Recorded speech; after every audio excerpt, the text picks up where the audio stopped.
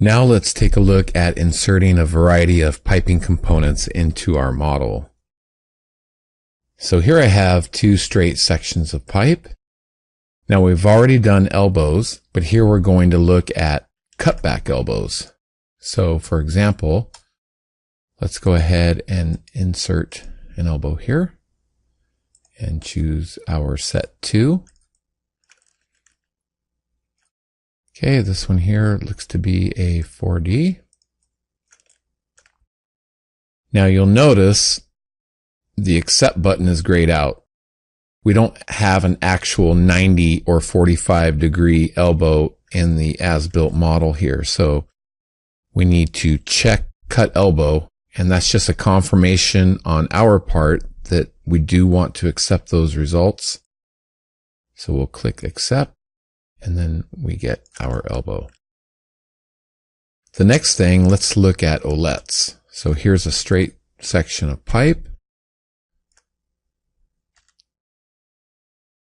We'll perform a cylinder fit, assign that to line 2.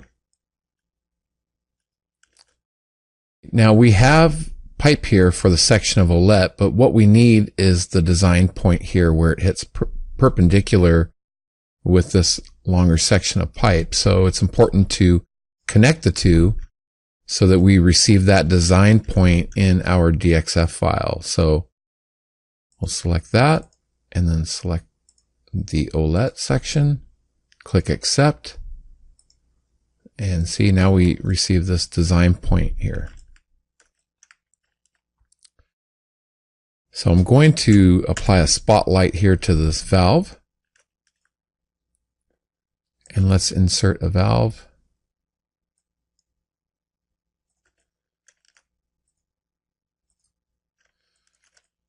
Okay, so the valve has a set of different handles here. This long green one allows us to extend the valve up to this line. So see, it stops right here.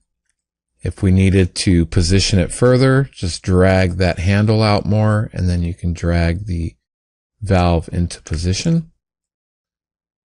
So let's put that right here. And then these green handles allow us to fit the valve, eyeball that in place against the face of the flange.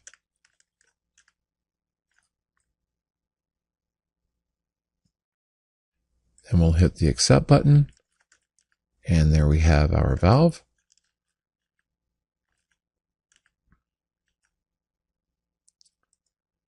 So next, let's look at inserting double elbows. Now this is a separate scene window, and these are independent of each other. So for example, here we have a subsample of 4, and this one we can change it.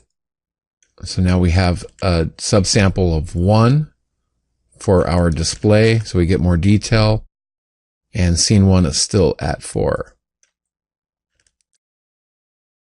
All right, so let's select this, and we'll go to piping, insert double elbow.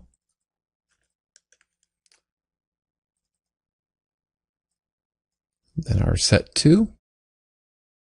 And we have some choices here for both elbows independently, long radius or short radius, and these both appear to be short. So we'll set both to a short radius elbow, and then click accept.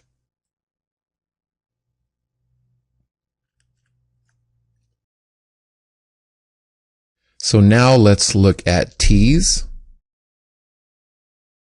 I'm going to expand this scan folder, and I'm going to double click one scan that will open up a brand new scene window, and then I'll drag the entire folder into the scene window.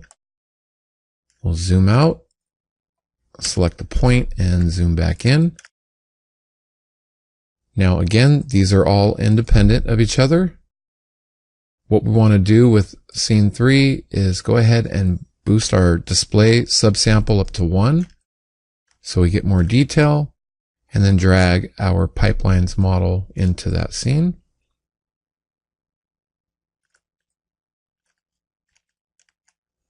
So for inserting a T, we're going to select the main section of pipe for set 1, and then we'll select our branch for set 2, click accept, and there we have our T with the design point here in the center.